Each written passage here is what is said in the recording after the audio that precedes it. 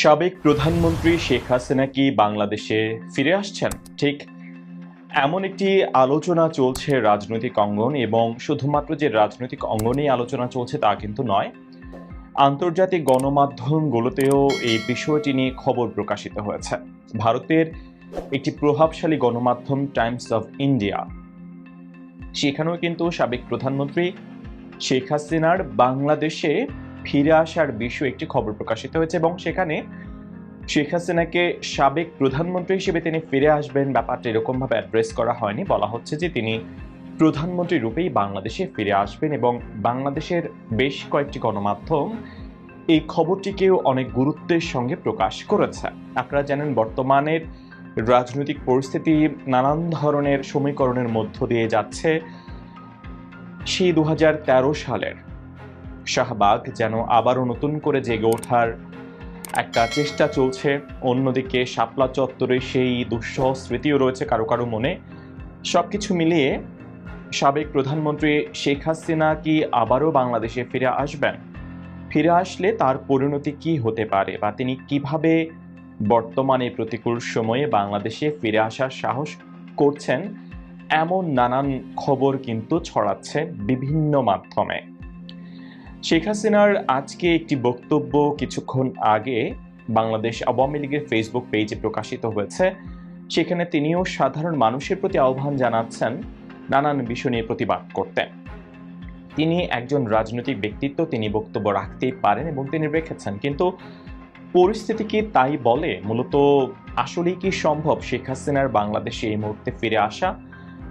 শেখ হাসিনা এক্ষেত্রে বেশ কিছু দিন তিনি সময় দিয়েছেন বর্তমান অন্তর্বর্তীকালীন সরকারকে। তাদের ভাষ্য অনুযায়ী বা আওয়ামী লীগের ভাষ্য অনুযায়ী, বা আওয়ামী লীগ যেটা মনে করে, তারা বর্তমান অন্তর্বর্তীকালীন সরকারকে বেশ কিছু সময় দিয়েছে, এবং সেই সময়টুকুতে তারা দেখেছে মূলত বর্তমান অন্তর্বর্তীকালীন সরকার বিশৃঙ্খল পরিস্থিতি কতটুকু তারা সামলে নিতে পারে। এবং এখনো যেহেতু বিশৃঙ্খল পরিস্থিতি চলছে, প্রতিনিয়তই আমরা ধর্ষণের খবর পাচ্ছি, এবং আজকে সেই মাগুরা শিশু আসিয়া ধর্ষণের শিকার হয়ে চিকিৎসাধীন থাকা অবস্থায় সম্মিলিত সামরিক হাসপাতালে মৃত্যুবরণ করেছে। তার মৃতদেহ হেলিকপ্টারে করে নিয়ে যাওয়া হয়েছে তার জন্মস্থান, এবং সেখানে তার নামাজে জানাজাও হয়ে গেছে, দাফনও হয়ে যাওয়ার কথা।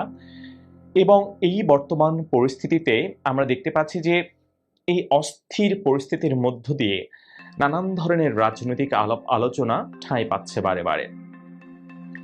ভারতের দিক থেকে বলা হচ্ছে যে শেখ হাসিনা তিনি বাংলাদেশে ফিরবেন, তিনি প্রধানমন্ত্রী রূপেই ফিরবেন, যেটি আমরা শুভেন্দু অধিকারী, যিনি বিজেপির পশ্চিমবঙ্গের নেতা বা বিধানসভার তিনি নেতা, তিনি এর আগে থেকে অনেকদিন ধরে তিনি বলে আসছিলেন এই একই রকম কথা। কিন্তু শেখ হাসিনা কি করে বাংলাদেশে ফিরবেন, বা সেই পরিস্থিতি কি করে তৈরি হবে, এটা কি শুধুমাত্র গালগল্প, নাকি এই কথার কোনো ধরনের ভিত্তি রয়েছে? শেখ হাসিনা 75-এর 15ই আগস্টের যেই ভয়াবহ পথ পরিবর্তন ঘটে গেল বাংলাদেশে, তার পরবর্তী সময়ে ভারতে অবস্থান নেওয়ার পরে 6 বছর পরে 81 সালে 17 মে তার ফিরে আসার সঙ্গে বর্তমানে তার যে ফিরে আসা, দুটার পরিবেশ পরিস্থিতি সম্পূর্ণ আলাদা।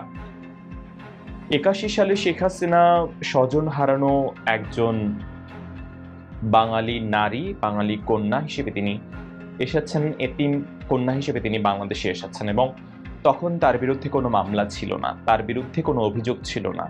তার বাবার করা রাজনৈতিক দল, যদিও ততদিনে তিনি নিজেও আওয়ামী লীগের সভাপতি হয়েছেন, সেই দল বাকশাল থেকে শুরু করে নানান ধরনের অভিযোগ ছিল। কিন্তু শেখ হাসিনা তখন একেবারেই এসেছেন একজন ভিকটিম হিসেবে। কিন্তু বর্তমান সময়ের এত বছর পরের 81 থেকে 25-এ শেখ হাসিনা অনেক পার্থক্য রয়েছে এখানে।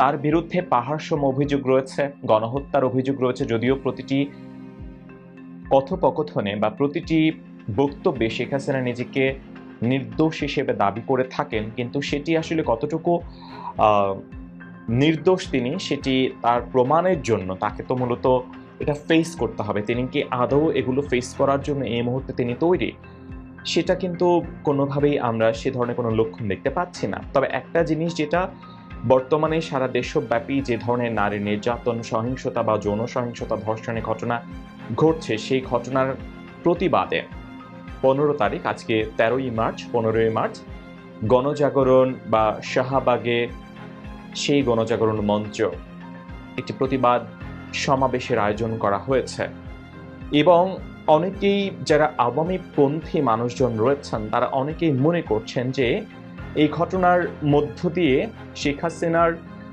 বাংলাদেশে ফিরে আসার পথ প্রশস্ত হবে।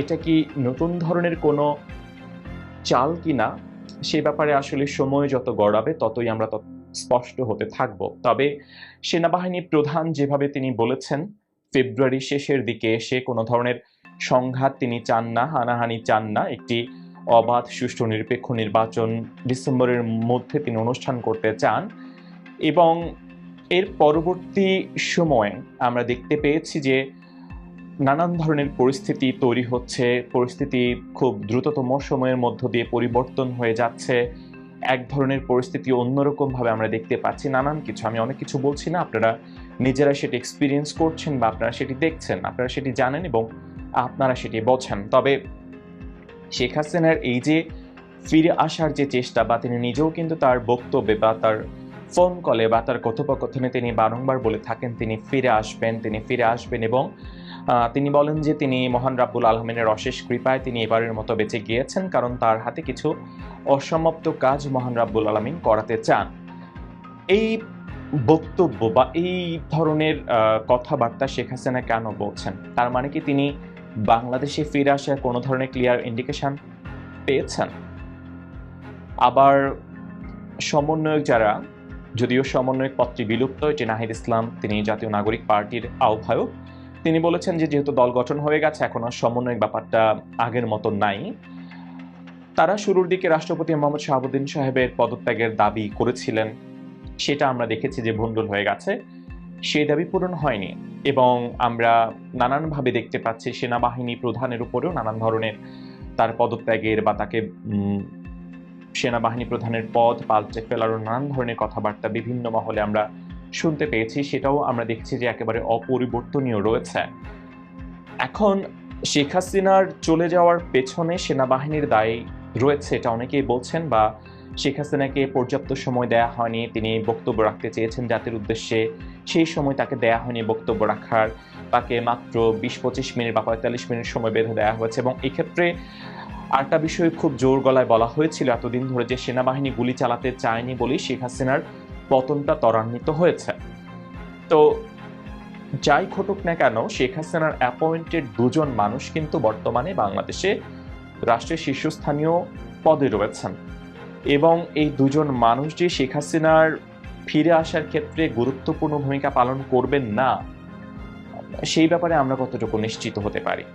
বা বর্তমান অন্তর্বর্তীকালীন সরকার তারাও চাইছেন শেখ হাসিনাকে ভারত থেকে বাংলাদেশে ফিরিয়ে নিয়ে এসে বিচারের মুখোমুখি করাতে।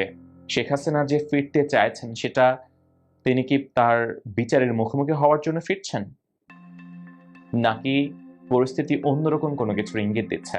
আপনাদের প্রতিক্রিয়া জানতে চাই। ধন্যবাদ।